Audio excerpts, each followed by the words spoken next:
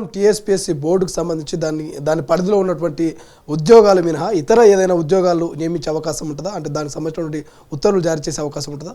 Yes, you're మంచి ప్రశ్న అడిగారు మీరు. వాస్తవంగా ఒక తెలంగాణ పబ్లిక్ సర్వీస్ కమిషన్కి సంబంధించిన ఇష్యూస్ మీదే గవర్నమెంట్ చైర్మన్ దాని సభ్యులు నియమించేదాకా వెయిట్ చేయాల్సిన అవసరం ఉంటుంది. ఎందుకంటే అది రాజ్యాంగబద్ధమైన అంశం, అది న్యాయబద్ధమైన అంశం. కానీ ఈరోజు డిఎస్సి నోటిఫికేషన్ ఇవ్వడానికి గవర్నమెంట్ దగ్గర ఎట్లాంటి ఆటంకాలు లేవు. అంటే ఇప్పుడు గతంలో ఇచ్చిన నోటిఫికేషన్ సరిగా లేదు, మరి మెగా డిఎస్సి చేయాలని వాళ్ళు కోరారు. అంటే కాంగ్రెస్ పార్టీ మేనిఫెస్టో కూడా మెగా డిఎస్సిని వాగ్దానం చేసింది. కాబట్టి ఈరోజు మెగా డిఎస్సిని ఇవ్వాల్సిన బాధ్యత ప్రభుత్వం మీద ఉంది. ప్రభుత్వం ఆ దిశగా ఆలోచించాలని మనం కోరుకుందాం. మనం అట్లా ఆలోచించేట్టు కూడా మనకు కనబడుతుంది. అలాగే గురుకుల్ బోర్డు ఉంది, అదే సపరేట్ బోర్డు. దానికి ఇప్పుడు తెలంగాణ పబ్లిక్ సర్వీస్ కమిషన్కి సంబంధం లేదు. గురుకుల్ ఎగ్జామ్స్ అయి ఉన్నాయి, JL exams, TGT, PGT, library exams. The result ఇమీడియట్గా ఇవ్వచ్చు. అయితే పోలీస్ విషయానికి వచ్చినప్పుడు ఏంటంటే పోలీస్ ఇష్యూస్లో ఒక 3-4 టెక్నికల్ ప్రాబ్లమ్స్ ఉన్నాయి. ఒకటి ఏంటంటే ట్రాన్స్లేషన్కి సంబంధించిన ఇష్యూస్లో ఒక 4 ప్రశ్నలకు సంబంధించిన ట్రాన్స్లేషన్ సరిగా జరగలేదని అభ్యర్థుల ఆరోపణ. కోర్టులో నిన్న విచారణ జరిగింది. మళ్ళీ నెక్స్ట్ మనకు జనవరిలో మళ్ళీ మొదటి వారంలో మళ్ళీ విచారణకి జడ్జి గారు ఆదేశించారు. అంటే దాని విచారణకు సంబంధించిన డేట్ ఫిక్స్ చేశారు. అలాగే జీవో నెంబర్ 46 మీద కొన్ని జిల్లాలకు సంబంధించిన అభ్యర్థులు ఆందోళన చెందుతున్నారు. వాళ్ళ ఆందోళనను కూడా పరిష్కరించాల్సిన అవసరం ఉన్నది. అంటే పోలీస్ డిపార్ట్మెంట్లో జీవో నెంబర్ 46 కానీ ట్రాన్స్లేషన్కి సంబంధించిన ఇష్యూస్ మీద కానీ ప్రభుత్వం కొంత చొరవ చూసుకుంటే ఆ సమస్య అయిపోతుంది, పోలీసు ఉద్యోగాలు ఇవ్వడానికి అవకాశం ఉంది. డిఎస్సి మీద ఆల్రెడీ ముఖ్యమంత్రి గారు ఒక ఎంక్వైరీ చేయమని చెప్పారు. అంటే ఇంకెన్ని ఉద్యోగాలు ఇవ్వడానికి అవకాశం ఉంటుంది అనేది. బహుశా ఆ ఎంక్వైరీ పూర్తయితే ఉద్యోగాల సంఖ్య పెంచితే ఇప్పుడు ఈ డిఎస్సి నోటిఫికేషన్కి అడిషనల్ నోటిఫికేషన్ ఇచ్చే అవకాశం ఉంది. అంటే అది కూడా క్లియర్గానే ఉన్నది. దాదాపుగా ఎంత లేదన్నా కూడా అనేక మందికి, వేలాది మందికి ఉపాధి దొరుకుతుంది. గురుకుల ఎగ్జామ్స్కి సంబంధించిన ఎగ్జామ్స్ అయిపోయినాయి. అట్లాగే గురుకుల ఎగ్జామ్స్ సంబంధించిన జేఎల్కి సంబంధించింది కానీ గురుకుల జేఎల్, అట్లాగే టీజీటీ, పీజీటీ, లైబ్రరీకి సంబంధించిన అంశాలు అయిపోయినాయి. వాటి కూడా చేయొచ్చు. అలాగే హాస్టల్ వార్డెన్కి సంబంధించిన డేట్స్ ఫిక్స్ చేసి కూడా ఎగ్జామ్స్ పెట్టవచ్చు. కాబట్టి ఒక తెలంగాణ పబ్లిక్ సర్వీస్ కమిషన్ సంబంధించిన టెక్నికల్ ఇష్యూ ఉంది. అంటే పబ్లిక్ సర్వీస్ కమిషనే కీలకమైనది, ఎక్కువ ఉద్యోగాలు వాళ్ళే ఇస్తారు. కానీ నిరుద్యోగులకు సంబంధించిన న్యాయం చేయడం కోసం కానీ లేదా ఉద్యోగాలను ఇవ్వడంలో ఒక పారదర్శకతను ఇవ్వడం కోసము, నమ్మకం ఇవ్వడం కోసం మిగతా డిపార్ట్మెంట్లను మనం తీసుకునే వాటికి నోటిఫికేషన్స్ ఇచ్చి ఇమీడియట్గా ఎగ్జామ్స్ కండక్ట్ చేసే అవకాశం మాత్రము గవర్నమెంట్కు ఉందండి. గతంలో మనం చూసినాం సార్, అంటే కొన్ని ఫేక్ వార్తలు కావచ్చు, సోషల్ మీడియాలో కొంత ప్రచారం, అగో ఉద్యోగాలు ఇగో ఉద్యోగాలు అనగానే పొట్ట చేతులు పట్టుకొని గ్రామీణ ప్రాంతాలకు వెళ్ళి వచ్చి ఇక్కడ హైదరాబాద్లో కోచింగ్లు తీసుకోవడము, నెలల తరబడి వేచి చూసినటువంటి సందర్భాలున్నాయి. సో వీటన్నిటికీ ఫుల్ స్టాప్ పడతారా ఈ జాబ్ క్యాలెండర్ తోటి? ఎగ్జాక్ట్లీ నేను అనుకుంటున్నాను. ఇక్కడ ఒక చిన్న విషయం, చాలా కీలకమైన ఫిలాసఫీ చెప్తున్నాను నేను, అంటే అడ్మినిస్ట్రేషన్ ఫిలాసఫీ. ప్రభుత్వ ఉద్యోగాలను ఇవ్వడం అనేది అభివృద్ధిలో భాగంగా చూడాలి. అంటే ఎక్కువ మంది ప్రభుత్వ ఉద్యోగులు కనుక వస్తే ప్రభుత్వ పథకాలు నలుమూలలకు పోతాయి, సామాన్య ప్రజలకు చేరువవుతాయి, ప్రభుత్వమే క్లిక్ అవుతుంది, ప్రభుత్వమే ప్రజల చేత గుర్తింపబడుతుంది, ప్రభుత్వాన్ని అప్రిషియేట్ చేస్తారు, పొగుడుతారు. కానీ గత ప్రభుత్వం టీఆర్ఎస్ ఏలియాస్ బీఆర్ఎస్ ఏం చేసిందంటే ప్రభుత్వ ఉద్యోగాల కల్పనను ఖర్చుతో కూడుకున్న వ్యవహారంగా మార్చింది. అంటే ప్రభుత్వ ఉద్యోగాలు ఇస్తే వీళ్ళకి జీతాలు ఇవ్వాల్సి వస్తుంది. ఇంకా మీకు ఒక దుర్మార్గమైన చర్య చెప్తాను. అదేంటంటే 58 ఏళ్ళకు రిటైర్మెంట్ ఉండే, ఎవ్వరూ అడగలేదు, దాన్ని 61 ఏళ్ళకు పొడిగించారండి. 61 ఏళ్ళకు పొడిగిస్తే 3 ఏళ్ళ నుంచి అసలు ఉద్యోగ నోటిఫికేషన్ లేవు కదా, రిటైర్మెంట్ చేసి లేవు కదా. ఇప్పుడు ఆ రిటైర్మెంట్స్ అన్ని కూడా మార్చి నుంచి అంటున్నారు. ఇప్పుడు నా దగ్గరికి అనేక వందలాది మంది విద్యార్థులు వస్తున్నారు. సరే, నేను ఒక ఉపాధ్యాయుడిగా నేను అభిప్రాయపడుతుంది ఏంటంటే కాంపిటేటివ్ ఎగ్జామ్స్కు ఇన్స్ట్రక్టర్గా, కాంపిటేటివ్ ఎగ్జామ్స్ యొక్క ప్రొఫెసర్గా నేను అభిప్రాయపడుతుంది ఏంటంటే రిటైర్మెంట్ ఏజ్ మీద కూడా ఒకసారి ప్రభుత్వం పునరాలోచిస్తే యంగ్ జనరేషన్కి బాగా ఉపయోగపడుతుంది. ఎందుకంటే ఎవ్వరూ డిమాండ్ చేయకుండా దాన్ని 57 నుంచి 61 పట్టుకుపోయినారు. కాబట్టి ఈరోజు విద్యార్థులు డిమాండ్ చేస్తున్నారు, మీరు కనుక తగ్గిస్తే మాకు ఎక్కువ అవకాశాలు ఉంటాయి అనుకున్నది.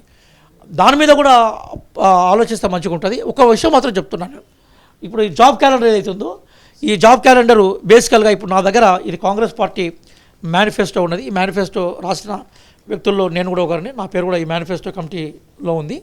ఇందులో చివరిగా ఒక 2 పేజీలను ఇక్కడ మేము బేసికల్గా తీసామండి. అంటే ప్రతి 2 నెలలు గ్యాప్ తోటి చాలా క్లియర్గా ఇప్పుడు మేము గ్రూప్ 1 నియామకాలు అన్నాం. మనం 1-2-2024 అంటే ఫిబ్రవరి 1 వేయాలనుకున్నాం.